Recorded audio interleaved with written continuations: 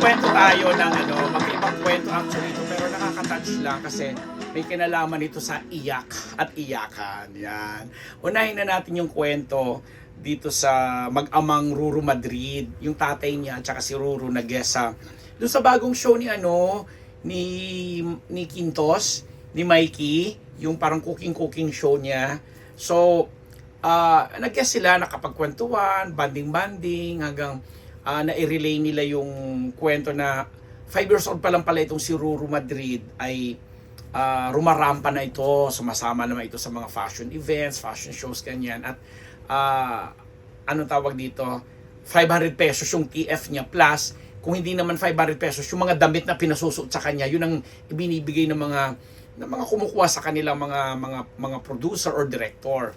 Dahil magaling nga, gwapo nga nung araw na bata pa ito, kaya nasanay siguro si Ruru. But there was this one kwento na syempre hindi naman sila mayaman na kagaya ngayon na limpak-lipak at milyones ng talent fee ni Ruru Madrid.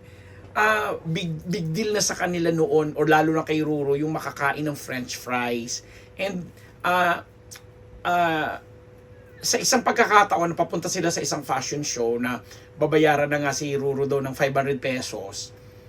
May yung laging nilang dinadaanan na parang food joint na kung saan paborito ni Ruru yung french fries. Sabi niya, finally, mabibili na ang french fries kasi magkano lang naman ang french fries, di ba? Mga 30 pesos lang or wala pang 50 pesos yung french fries. Ay with 500 na talent fee na makukuha niya doon sa pagpa-fashion show niya, makakabili. Kaya sabi nung Ruru, nung madaanan daw nila, kasi nakaangkas lang si Ruru sa kanya sa motor na madaanan nila, nasa parang sinabi niya, daddy ba or papa, gusto niyang bumili ng french fries at sabi matikman yung paborito niyang french fries. Finally daw matitikman na nila kasi pagkatapos ng show dadaanan nila uli yun. Pero nangyari pala, dahil may mga damit na pinasuot kay Ruru sa fashion show, yun na yung naging TF niya. Na syempre mas mahal kaysa sa 500, di ba? Kasi ang daming mga nakatatlong costume changes yata itong si Ruru, at binigay na lang sa kanya as bayad na hindi naman nila masingil kasi ang usapan lang is may TF na 500. Tapos syempre that time, isipin mo 5 years old siya, mga anong taon ito, mga 2000 something, na yun na yung naging bayad. So, ano pala yun, na tumatak pala sa utak ni Ruru yun at 5 years old, na sabi niya, ganito pala kahirap mabuhay, ganito pala kahirap kumita ng pera, na yung hindi pala lahat ng gusto mo ay makukuha mo kahit nagtatrabaho ka na. Kasi sa amin ng tatay niya, mas pinili na nga lang daw niya maging TF ng anak niya yung mga costumes na pinasuot kasi magagamit at kakailanganin pa, kumpara nga naman sa 500 piso na agad-agad mawawala. So, nung kumikita na itong si Ruru, ng sumikat na siya, di ba? Ang tagal na niya ngayon, mga ilang years na siya sa showbiz, na kumikita na siya, hindi pala nakakalimutan ni Ruru yung kwento. So, nung nire-relay niya yung kwento dun sa show ni na Mikey Quintos, maiyak-iyak yung daddy niya, yung tatay niya, kasi parang hanggang ngayon pala natatandaan pa yun ni Ruru at tumatak sa utak niya na naging motivation, naging motivational factor for Ruru na magsikap. At sinabi niya na yun nga, na tumatak sa utak niya na gagawin ko ang lahat para hindi na maranasan ng mga kapatid niya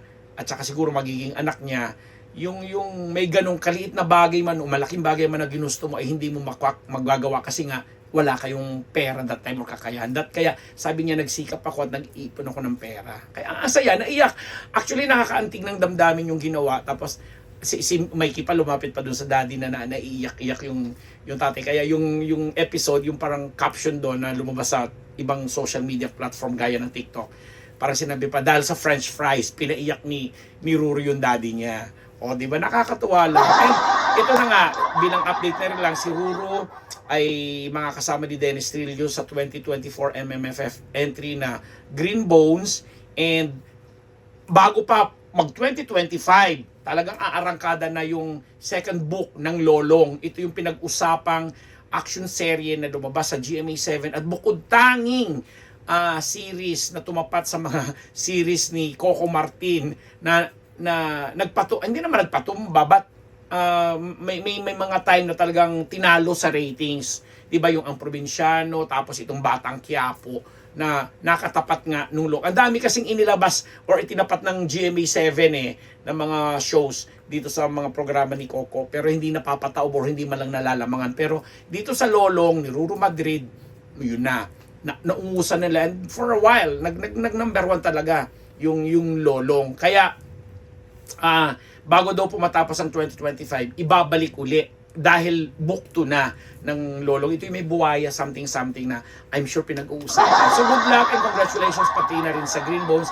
na MMFF entry mo. And ang pangalawang iyak, ang kwento natin ngayon ay nangyari lang dito habang nagkakaroon ng ano ba tawag natin doon sa The Voice, yung battle na pinagsasabong-sabong mo yung mga talents mo.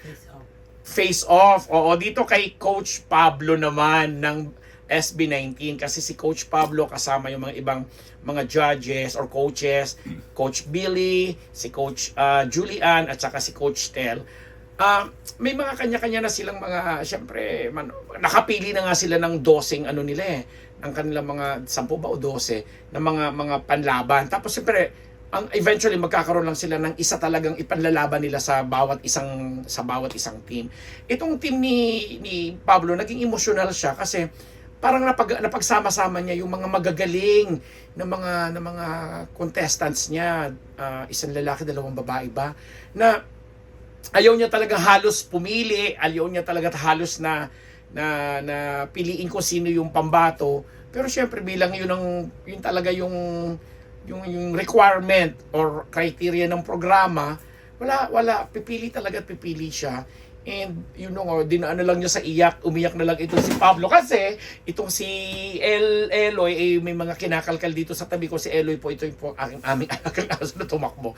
So ito na nga, balikan natin si Coach Pablo na naging emotional siya, dinaan na nga lang niya sa iyak, tapos nilapitan na lang niya yung kung sino yung gusto niyang pili. Although yung dalawang ayaw niyang pakawalan, syempre, yun na talaga, may ibang nakalaan para siguro, kaya siguro nasabi ni Julian, Coach Julian, na at least nararanasan mo na ngayon yung pinagdadaanan ko, kung dati ako rin ang iyak ng iyak, ako rin yung naghahanap ng ganito, ganyan, kasi nga may mga bagay na, alam mo yon, sa The Voice Kids, ganun. Actually lahat naman, di ba? Naalala ko tuloy itong si Michael Bublé, yung pinagtapat niya sa batan yung 2 pinakamagaling yung singer, at pinilingan niya yung Pilipinong si Sofronio Vasquez, na aantabayan na natin kasi mukhang paborito talaga siya ng mga hurado dun, ha. Pero sabi nga, wala naman talaga nag-grand champion dyan sa Amerika, pero pag sa ibang bansa daw, chung. But anyway, going back to Voice Kids dito sa GMA7 The Philippines, Voice Kids The Philippines, nakakatuwa lang kasi nagkaroon ng sariling tatak, nagkaroon ng sariling marka itong mga coaches, lalong-lalo na nga nang pumasok na itong si Coach Pablo alongside Coach Stel, na talagang yung bardagulan nila ang nagbibigay ng magandang rating sa kanila. And of course, with Julian and Billy and the host, si Papa Dingdong Dantes, na talaga namang wow, talaga namang mula sa Family Feud at saka dito sa The Voice, talagang pinatutunayan niya siya ngayon ang hari ng reality show dito sa bansang ito o sa television.